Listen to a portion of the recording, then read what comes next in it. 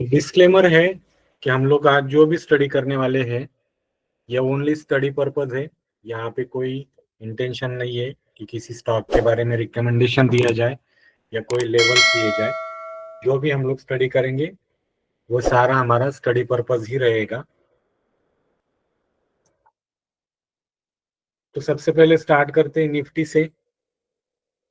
तो निफ्टी में अगर हम लोग वीकली चार्ट को देखते हैं तो यहाँ पे हमें अगेन निफ्टी जो है वो अप ट्रेंड में ही है, और जब भी ये नीचे आएगा तो ये बाइंग ऑन डीप की अपॉर्चुनिटी ही देता है। और यहाँ पे जो है 24,480 से लेके 24,460 तक एक स्ट्रॉन्ग सपोर्ट एरिया है। इस एरिया में अगर निफ्टी आता है और यहाँ पे अगर कोई प्राइस एक्शन पैटर्न बनते हुए दिखता है तो यहाँ पे हमें एक बाइंग अपॉर्चुनिटी बन सकती है। एक छोटा सा डाइवर्जन भी यहाँ पे बनते हुए दिख रहा है, तो यहाँ से प्रोबेबिलिटी है कि 24,060 से लेके 24,080 इस लेवल पे ये जरूर आएगा। देन बैंक निफ्टी जो है वो हमें एक वेज फॉर्म में जाते हुए दिख रहा है, और इस वेज में ये वेज के अपर बॉर्डर पे यहाँ पे है। तो अपर बॉर्डर पे किसी का माइक ऑन है क्या? प्लीज ऑफ करो, यूट्यूब की रिकॉर्डिंग चल रही है। यहाँ पे अपर बॉर्डर पे जो है टच करके ये रिट्रेस हुआ है, बट बैंक निफ्टी जहां तक हम लोग देख पा रहे ये बहुत ज्यादा स्ट्रांग मोमेंटम में है। और यहाँ पे बैंक निफ्टी के लिए हमारे लिए 56,000 से लेके 55,900 ये बहुत स्ट्रांग सपोर्ट है। और यहाँ से अगर ये बाउंस करता है तो ऊपर के साइड में 59,000 तक का एक अच्छा खासा 3 से 4 हजार पॉइंट का रैली यहाँ पे हमें बनते हुए दिख सकता है। और नीचे के साइड में 54,500 ये बहुत स्ट्रांग सपोर्ट एक्ट होने वाला है। बैंक निफ्टी में भी हमें अगर प्राइस नीचे आती है और यहाँ पे प्राइस एक्शन बनते हुए दिखती है तो हमें डेफिनेटली यहाँ पे भी इस एरिया में बाइंग अपॉर्चुनिटी को ही देखना पड़ेगा। बैंक निफ्टी की जो रेंज है वो नीचे से जो है 54,400 से लेके ऊपर के साइड में 59,000 के आसपास जो है यहाँ पे रेंज बनते हुए दिख रही है। एंड देन बैंक निफ्टी एक चैनल के अंदर ट्रेड हो रहा है और चैनल के अपर बॉर्डर को इसने टच नहीं किया है। तो यहाँ से अगर बाउंस करता है तो ऊपर के साइड में 59,000 से लेके 60,000 के आसपास ये ऊपर जाके रेजिस्टेंस ले सकता है। बट अभी तक जो है वीकली चार्ट जो बोल रहा है कि वो थोड़ा सा रिवर्सल का साइन दिखा रहा है, बट डेली चार्ट पे अगर हम लोग एमएससीडी के साथ इसको कंपेयर करते हुए देख रहे हैं तो यहाँ पे प्रोबेबली है कि ये डाउन साइड में आके यहाँ पे हमें बाइंग अपॉर्चुनिटी को ही दिखाने की कोशिश करेगा। अगर Nifty bank Nifty down side आके अगर प्राइस एक्शन पैटर्न बनाती है, कुछ स्टॉक जो अच्छे वाले स्टॉक लगते हैं उन स्टॉक में जाके हमने बाइंग अपॉर्चुनिटी को देखना होगा।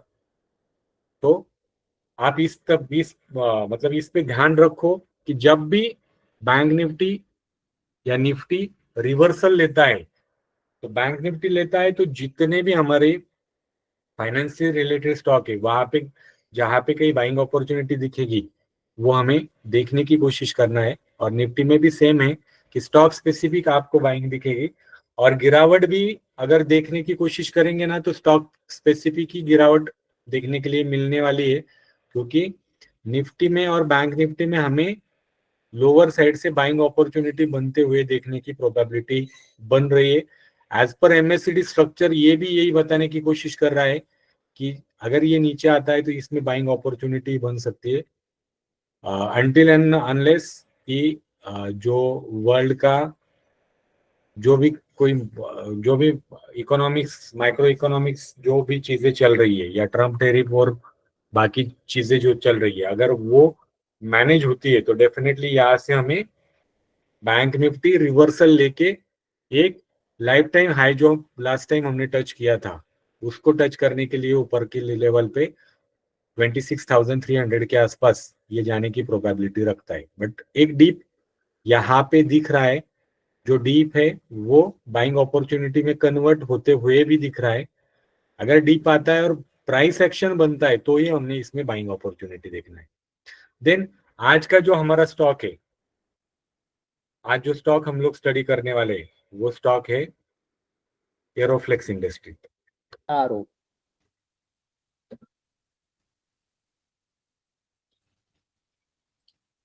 एरोफ्लेक्स इंडस्ट्री को हम लोग देखने वाले हैं।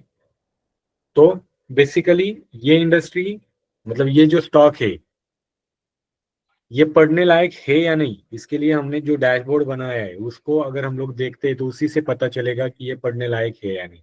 तो कंपनी का मार्केट कैपिटल जो है वो लगभग 2,500 करोड़ के आसपास है। तो अगर कोई कंपनी हमें 2,000 से लेके 5,000 करोड़ के अंदर मिलती है और वहां पे अगर बिजनेस मॉडल अच्छा है तो आगे चल के ये मल्टी बैगर की लिस्ट में ऐड होने की प्रोबेबिलिटी रखता है।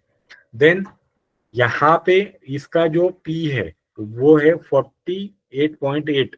बट हमेशा पी को कंपेयर करना है उसके उसके खुद से कि लास्ट 5 ईयर का पी कैसा है। तो लास्ट 5 ईयर का जो एवरेज पी है वो 50 है, और as compared to last 5 year ये स्टॉक हमें उससे कम प्राइस पे मिल रहा है। तो मतलब अगर खुद स्टॉक से अगर हम लोग कंपेयर करते हैं तो आज के डेट में 5 साल से जो प्राइस चल रहा है उससे सस्ता हमें ये स्टॉक यहाँ पे मिल रहा है। देन अगर हम लोग यहाँ पे इसका रोस, रिटर्न ऑन कैपिटल एम्प्लॉय, मतलब टोटल कैपिटल जो यहाँ पे कंपनी का लगा हुआ है उस पे कंपनी 22% का रिटर्न जनरेट करके दे रही है। और रिटर्न ऑन इक्विटी यानी जो इक्विटी से पैसा रेज किया गया है वो 16% का यहाँ पे सीएजीआर से ये ग्रोथ, मतलब ये रिटर्न्स दे रहा है। तो ऑलमोस्ट डबल डिजिट का और अच्छा खासा आरओसी आरओई है। ऑपरेटिव प्रॉफिट मार्जिन 21% का है जो इटसेल्फ काफी अच्छा है। देन प्राइस टू बुक जो है वो यहाँ पे अगर हम लोग देखेंगे तो ये हमें ऑलमोस्ट यहाँ पे देखने के लिए मिल रहा है कि 7 टाइम्स है ये उसके करंट प्राइस से 7 टाइम्स हमें यहाँ पे मिल रहा है। बट कभी कभी ऐसे होता है ना कि 5 साल से पी को कंपेयर करें तो हमें ये जो है वैल्यूएशन, अगर कंपनी का मॉड्यूल अच्छा है तो अट्रैक्टिव बन सकता है। देन अगर हम लोग यहाँ पे टॉप लाइन यानी सेल्स ग्रोथ देखते हैं तो यहाँ पे हमें क्या दिख रहा है कि 3 साल, मतलब अगर हम लोग 5 साल की सेल्स ग्रोथ देखते हैं तो 3 साल में इसका सेल्स ग्रोथ थोड़ा सा कम हुआ है और इस साल अगेन सेल्स ग्रोथ बढ़ा है। तो मतलब कंपनी ने क्या किया, 5 साल से तो consistent sales growth double digit और अच्छी खासी 21% की ग्रोथ दे रहा था, बीच में 3 साल में थोड़ा सा कम आया और इस साल में अगेन सेल्स ग्रोथ बढ़ा है। अगर ऑपरेटिव प्रॉफिट मार्जिन अगर हम लोग देख रहे हैं तो लास्ट 5 ईयर का ऑपरेटिव प्रॉफिट मार्जिन जो था वो 44% था। लास्ट 3 ईयर का 24% है। और लास्ट ईयर का अगर हम लोग देखते हैं तो ये ऑलमोस्ट 15% से भी 25% से भी ज्यादा यहाँ पे दिखाने की कोशिश कर रहा है। मतलब ऑलमोस्ट जो इसका प्रॉफिट ग्रोथ भी है वो अच्छा खासा ठीक ठाक प्रॉफिट ग्रोथ है। अगर रिजर्व देखते हैं और इसके अगेंस्ट हम लोग इसका डेट अगर देखते हैं तो यहाँ पे हमें क्या दिख रहा है कि कंपनी के पास उसके डेट से ज्यादा रिजर्व पड़ा हुआ है, तो ये एक अच्छी चीज है। देन अगर हम लोग रोज को कंपेयर करते हैं लास्ट 7 ईयर से तो कंसिस्टेंटली कंपनी 27% का रोज जनरेट कर रही है, जो कि बहुत अच्छा यहाँ पे हमें दिखते हुए, मतलब देखने के लिए मिल रहा है कि लास्ट 7 साल से कंपनी ने जितना भी कैपिटल यहाँ पे इन्वेस्ट किया है उस पे कंपनी 27% का रिटर्न दे रही है। जो भी टोटल कैपिटल यहाँ पे इन्वेस्ट किया है कंसिस्टेंटली 7 ईयर जो रो से वो कंपनी देने की कोशिश कर रही है। देन यहाँ पे अगर हम लोग देखते हैं यहाँ पे ऑपरेटिव प्रॉफिट से, मतलब जो कंपनी का ऑपरेशन से कंपनी पैसा बना रही है, तो ये एक अच्छी चीज होती है कि कोई भी कंपनी अगर वो ऑपरेशन से पैसा बना रही है rather than investment and other activity, तो कैश फ्रॉम ऑपरेशन जिस भी कंपनी का पॉजिटिव होता है वो अच्छी खासी होती है। और 2,500 करोड़ की कंपनी आपको 26% का कैश फ्रॉम ऑपरेशन जनरेट करके दे रही है, जो कि काफी अच्छी मार्जिन हो सकती है यहाँ पे। और हमने यहाँ पे देखा भी है कि कंपनी का ऑपरेटिव प्रॉफिट मार्जिन ऑलमोस्ट जो है वो यहाँ पे 21% है। और यहाँ पे अगर हम लोग देखते हैं तो प्रोमोटर की होल्डिंग अच्छी खासी है, 67% का प्रोमोटर का होल्डिंग है, मतलब प्रोमोटर अच्छा खासा होल्डिंग यहाँ पे रखा हुआ है। देन DFI और होल्डिंग जो है, ये यहाँ पे DI की होल्डिंग हमें 6% के आसपास यहाँ पे DI की होल्डिंग दिख रही है। तो यहाँ पे हमारे डोमेस्टिक जो प्लेयर है ये यहाँ पे हमें यहाँ पे इन्वेस्ट करते हुए दिख रहे हैं। और यहाँ पे अगर हम लोग देखते हैं तो इसका करंट रेशो, जो मतलब कंपनी के पास जो करंट लायबिलिटी है उसके अगेंस्ट जो कंपनी के पास असेट है वो 3 टाइम्स है। तो ये एक और चीज है जो अच्छी खासी यहाँ पे हमें कंपनी के पास जो है अच्छा खासा बैंक बैलेंस और एसेट पड़ा हुआ है ये दिखाने की कोशिश कर रहा है। रिजर्व दिखा रहा है कि बैंक बैलेंस कितना है और एसेट दिखा रहा है कि कंपनी का खुद का एसेट कितना है। अगर हम लोग यहां से हमें ये पता चल रहा है कि कंपनी का जो स्ट्रक्चर है, प्रॉफिट मार्जिन पकड़ लो या फिर कंपनी के रिटर्न्स पकड़ लो या फिर कंपनी का यहाँ पे 5 इयर्स के कंपैरिजन में आज का पीई पकड़ लो, और company sales from cash from operations भी जनरेट कर रही है और अच्छा खासा प्रोमोटर होल्डिंग भी यहाँ पे है, तो एक अच्छी चीज है। और debt to equity almost zero है, मतलब कंपनी का जो डेट टू इक्विटी रेशियो ये ऑलमोस्ट जीरो है, जो कि बहुत अच्छी चीज है। तो इससे हमें ये पता चल रहा है कि ये कंपनी डेफिनेटली पढ़ने लायक है। ये पढ़ के हमें डिसीजन लेना है कि इस कंपनी को हमको बाय करना है या नहीं। तो हम लोग एक बार इस कंपनी को पढ़ते हैं, फिर देखते हैं कि इसमें हमें चार्ट पे जाके फिर कहाँ पे लेवल्स और क्या ये दिखाने की कोशिश कर रहा है। सर इसमें ये WC डेज 127 इंडिकेट करता है। कौन रीड करेगा ये?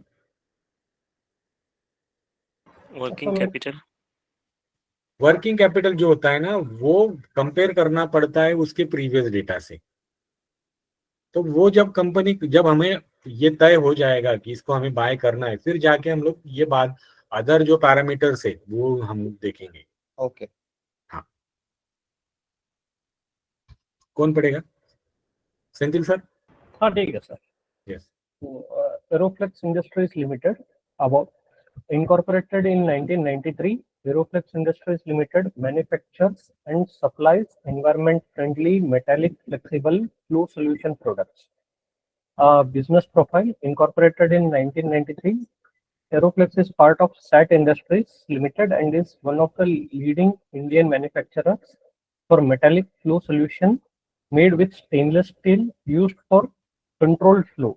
They have 2,777 product SKUs. Business product portfolios. Sir, only bullet पढ़ूं या पूरा पढ़ लूं इसमें? जो आपको इम्पोर्टेंस लगता है वो पढ़िए ना। So business product portfolio, SS flexible hoses contributes to 50.8% of the revenue.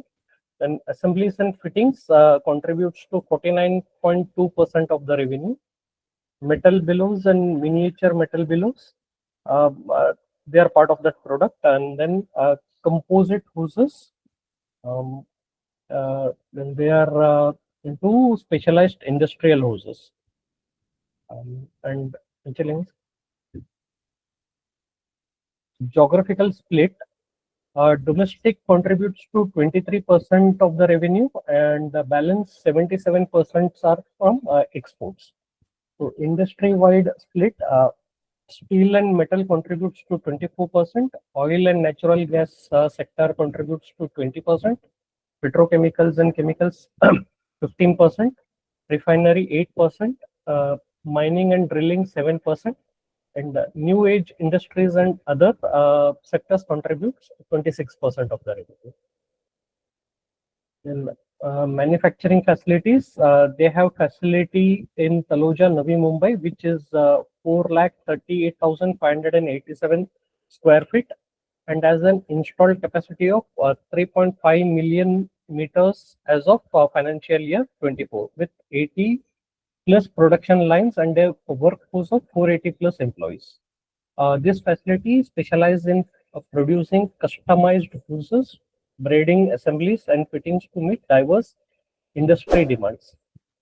Future expansions, the company aims to achieve production capacity of 20 million metrics by March 2026.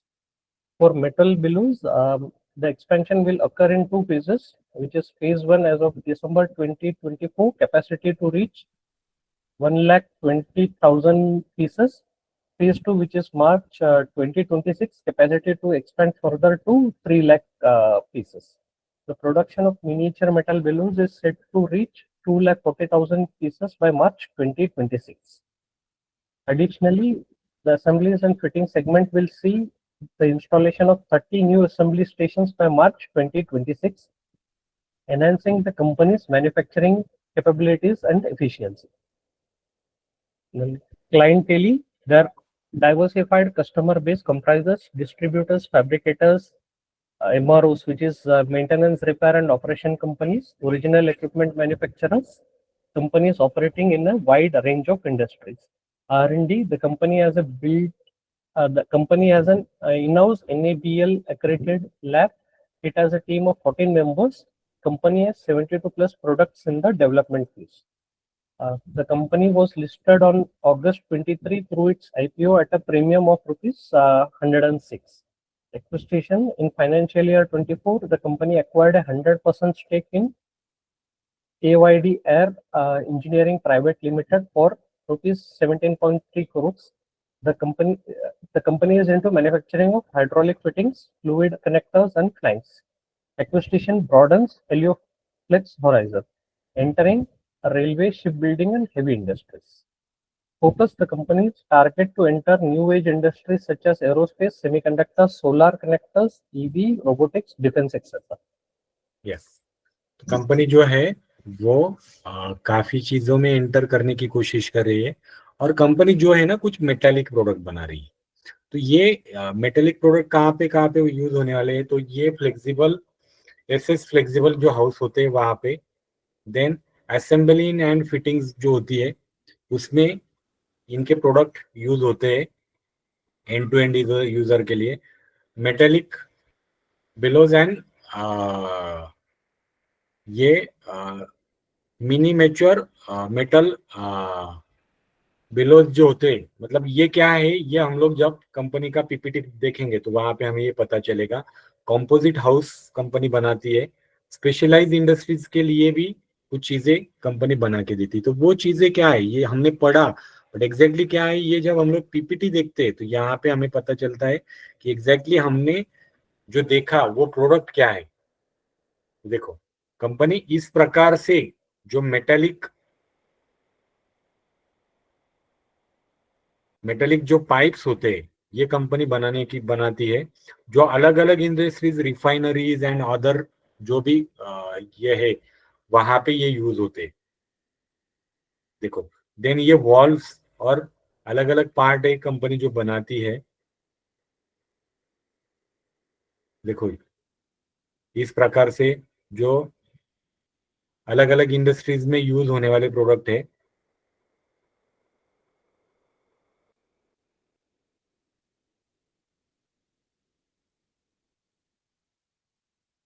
जैसे company hydrogen plant, solar, semiconductor, और हर जगह पे इसका भी use होना शुरू हो रहा है या यूज करते हैं. ये देखो, ये है कंपनी के सारे प्रोडक्ट्स.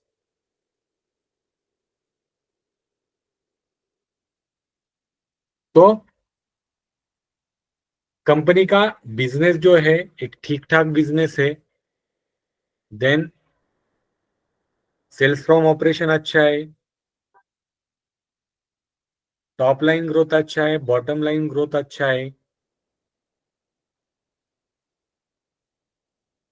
और पीयर्स से भी कंपेयर करें तो पीयर्स के भी तुलना में अगर आप जाके देखोगे तो यहाँ पे इसका अच्छा खासा पीयर्स के साथ में भी ये अच्छा खासा ये करती है। सिर्फ इसका ड्रॉबैक जो है, कॉन्स जो है, कि कंपनी उसके 7 टाइम्स बुक वैल्यू पे ट्रेड हो रहा है। बट कंपनी का जो मॉड्यूल है वो बिजनेस मॉड्यूल अच्छा खासा है, और आने वाले, जैसे हम लोग, वही बात है ना कि पास परफॉर्मेंस देख के ये नहीं डिसाइड कर सकते कि कंपनी फ्यूचरिस्टिक क्या करेगी, बट कंपनी की फ्यूचरिस्टिक गाइडलाइंस जो होती है वो अगर हम लोग पढ़ते हैं तो इससे हमें डेफिनेटली पता चलता है कि आगे चल के यहाँ पे हमें जो है क्या मतलब ग्रोथ स्टोरी दिख रहा है। और अगर हम लोग ये नोट्स भी पढ़ेंगे तो यहाँ पे भी हमें काफी चीजें क्लियर होती है। तो ये आपके साइड से है कि आपने ये सारी चीजें जाके एक बार पढ़ना है। एक बार हम लोग ये चार्ट को है ना, मतलब ये स्टॉक को है ना चार्ट पे जाके देखते हैं कि क्या दिख रहा है हमें। देखो, ये एरोफ्लेक्स का वीकली चार्ट है। तो यहाँ पे अगर हम लोग देखते हैं तो रिसेंट लिस्टिंग है, और रिसेंट लिस्टिंग का जो लिस्टिंग का डे था उसके ऊपर स्टॉक ट्रेड करने की कोशिश कर रहा है। देन यहाँ पे देखो, अच्छे खासे वॉल्यूम से इसने जो लिस्टिंग के बाद जो डाउनफॉल आया था और बाद में जो रैली आके फिर अगेन जब वो नीचे आया था, तो उस रेजिस्टेंस को, कंपनी रेजिस्टेंस को ये स्टॉक जो है अच्छे खासे वॉल्यूम से यहाँ पे ब्रेक करने की कोशिश कर रहा है। देखो यहाँ पे अच्छा खासा वॉल्यूम है। तो यहाँ पे देन हमने क्या देखा था कि किसी स्टॉक को अगर मुझे बाय करना है तो वो स्टॉक, उसका प्राइस जो है वो 20 के ऊपर होना चाहिए, 20 जो है वो 200 के ऊपर होना चाहिए, एंड देन यहाँ पे 20 जो है वो राइजिंग होना चाहिए। यहाँ पे एक चीज हम लोग और ऐड कर सकते हैं कि उसके बाद में अगर कोई ट्रेंड लाइन यहाँ पे बनती है और ये ट्रेंड लाइन का अगर ब्रेकआउट होता है तो यहाँ से हम लोग अगेन एक इसको एक अच्छा खासा ब्रेकआउट कंसीडर करते हैं। तो हमने कंपनी को देखा है कि कंपनी का जो भी बिजनेस मॉडल है, मतलब वहां पे ऑपरेटिंग प्रॉफिट मार्जिन देख लो, या फिर रिटर्न ऑन इक्विटी देख लो, या डेट टू इक्विटी रेशियो देख लो, कैश फ्रॉम ऑपरेशन देख लो, सारी चीजें जो है वो अच्छी खासी पॉजिटिव है। कंपनी लिस्ट होके भी, ऑलमोस्ट कंपनी लिस्ट जो हुई थी 2023 में लिस्ट हुई थी, मतलब लिस्ट होके भी कंपनी को 2-2.5 साल हुआ है, और लिस्टिंग का जो रेजिस्टेंस था कंपनी यहाँ पे इसको ब्रेक करने की कोशिश कर रही है। तो अगर आपको बाकी चीजें यहाँ पे जाके देखना है कि कंपनी की बाकी एक्टिविटीज और यहाँ पे मैनेजमेंट की कमेंट्री, ये सारा देख के अगर यहाँ पे पोटेंशियल लगता है तो कंपनी बहुत ही छोटी सी कंपनी है, 2,500 करोड़ की कंपनी है, जो आगे चल के अच्छी खासी मल्टीबैगर कंपनी बन सकती है। और स्ट्रक्चर वाइज अगर हम लोग यहाँ पे देखें तो कंपनी, मतलब ये स्टॉक ने जो है एक अच्छा खासा स्ट्रक्चर बनाया है और एक अच्छा खासा ब्रेकआउट भी देते हुए दिख रहा है। अगर फिबो का रिट्रेसमेंट का भी रेशो अगर हम लोग लगाते तो इसने अच्छा खासा 61.8% से यहाँ पे रिवर्सल दिखाया। देखो एग्जैक्टली 61.8% के एरिया में हमें यहाँ पे ये सपोर्ट लेके ऊपर जाता हुआ दिख रहा है। तो ऊपर का जो 38.2% का अगेन एक स्मॉल रेजिस्टेंस बोल लो, या फिर एक ट्रेंड लाइन का भी ब्रेकआउट यहाँ पे बनेगा तो यहाँ से अगेन एक न्यू हाई तो कंपनी में बनने की प्रोबेबिलिटी यहाँ पे दिख रही है। करंट प्राइस पे कोई डिस्कशन नहीं है, बाय करना नहीं करना जो भी है वो आपका खुद का डिसीजन बनेगा। बट कंपनी जो हमने पढ़ा वो अच्छा खासा पढ़ने लायक कंपनी था। देन कंपनी का जो भी मैन्युफैक्चरिंग फैसिलिटीज है या जो भी प्रोडक्ट कंपनी बनाती है वो बहुत सारी इंडस्ट्री में काफी काम के प्रोडक्ट कंपनी बनाती है। तो आपने अगेन बाय करने से पहले एक बार फिर से कंपनी को रिविजिट करना है, देखना है कि ये कंपनी सच में अगर आपको लग रहा है बाय करने लायक है तो फिर थोड़ा सा और रिसर्च बनता है। ओके।